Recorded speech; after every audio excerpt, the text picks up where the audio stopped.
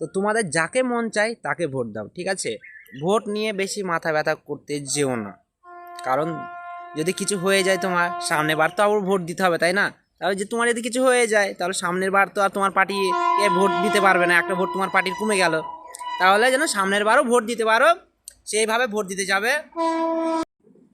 Vote কিন্তু যাবে আসবে, জীবন একটাই, একবার গেলে গার মারিয়ে গেলে, ঠিক আছে? আর জীবন চুদাতে হবে না। তো কথাটা যেন মাথায় থাকে, কোনো মানে ঝামেলার দিকে যাবেই না, কোনো দরকার নেই। তোমার ফ্যামিলি আছে, পরিবার আছে, তাদের সময় মানে তাদের সময় দিন, মানে তাদের কথা ভেবে অন্তত যা করার করবে, বিশেষ করে এই ভোটের টাইমে। কারণ প্রত্যেকটা রাজনৈতিক দলই নিজের স্বার্থের জন্য আপনাকে ইউজ করবে, ব্যবহার করবে, কিন্তু যখন আপনি বিপদে পড়বে তখন ধন ঠেকিয়ে দেবে মুখে, ঠিক আছে?